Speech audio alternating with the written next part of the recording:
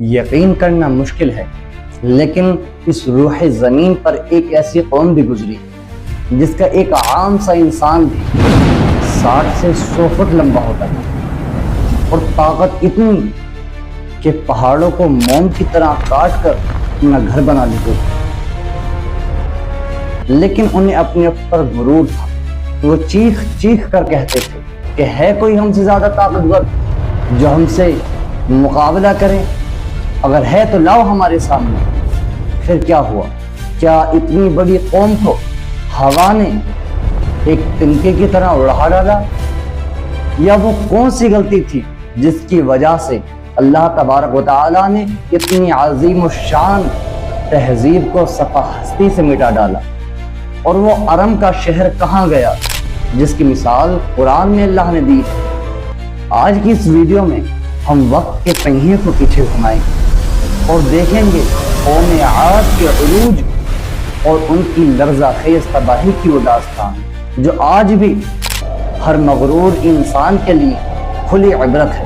تو ویڈیو کو آخر تک ضرور دیکھیں، کیونکہ آج آپ کو اپنی حیثیت اور اللہ کی طاقت کا اندازہ ہونے والا ہے۔ طوفان نوح کے بعد جو دنیا میں سب سے بڑی اور طاقتور قوم ابھری وہ قوم عاد تھی۔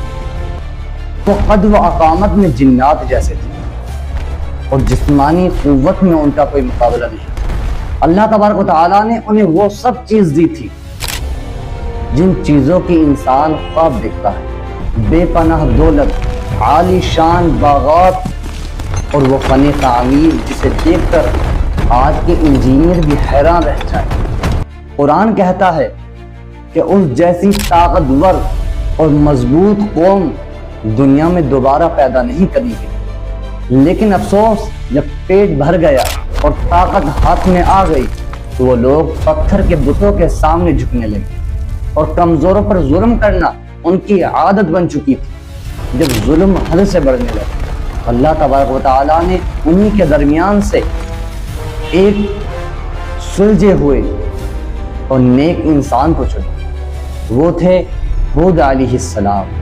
ہود علیہ السلام نے اپنی قوم کو بڑی ہی پیار سے سمجھایا، اے میری قوم، تم بتوں کی پوجا کیوں کرتے ہو؟ اس اللہ کی طرف جاؤ جس نے تمہیں یہ جسم، یہ طاقت اور یہ دولت دی۔ لیکن جواب کیا ملا؟ لوگوں نے کہا کہ ہود، کیا تم پاگل ہو گئے ہو؟ ہمیں ڈراتے ہو؟ ہماری طاقت دیکھو، ہمیں کوئی عذاب چھو نہیں پائے گا، اور اگر تم ہمیں ڈرانا چاہتے ہو تو جاؤ اور لے آؤ وہ عذاب جس کی تم ہمیں دھمکیاں دیتے ہو۔ یہ وہ لمحہ تھا جب قوم عاد نے اپنی تباہی کے پروانے پر خود دستخط کر دیے تھے۔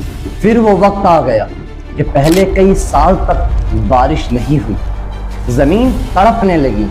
پھر ایک دن آسمان پر کالا بادل چھا گیا۔ قوم عاد سوچنے لگی کہ شاید آج بارش ہونے والی ہے، لیکن وہ بارش نہیں تھی، وہ تھا اللہ کا قہر۔ ایک ٹھنڈی اور تیز ہوا چلی جس نے 8 دن اور 7 راتیں ان کا پیچھا نہیں چھوڑا۔ وہ لوگ جو 60 سے 100 فٹ لمبے تھے، ان کی طاقت اتنی کہ وہ پہاڑوں کو توڑ دیتے تھے۔ انہیں ہوا اس طرح اٹھاتی جیسے کوئی سوکھے ہوئے پتے ہوں۔ ان کی وہ بڑے بڑے محل اور ان کا غرور، ان کی طاقت سب مٹی میں مل گیا، اور اللہ تبارک و تعالیٰ نے اپنے نبی اور ایمان والوں کو بچا لیا اور باقی پوری قوم کو نشانی عبرت بنا دی۔ دوستو، صرف قوم عاد ہی نہیں بلکہ تاریخ گواہ ہے، جب کسی انسان نے اپنی طاقت کے نشے میں اللہ کو چیلنج کیا وہ مٹی میں مل گیا، چاہے وہ قوم لوط ہو جس پر پتھروں کا عذاب آیا، یا پھر وہ فرعون ہو جسے سمندر کی لہروں نے نگل لیا۔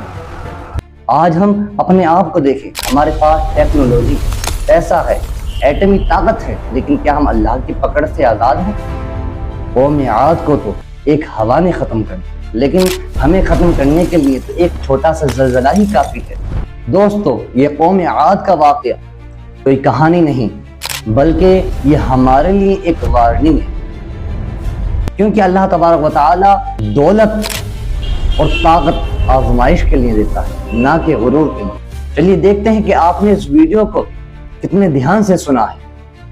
تو کمنٹ میں بتائیے کہ وہ کون سی قوم تھی جس پر اللہ تبارک و تعالیٰ نے پتھر کا عذاب نازل فرمایا.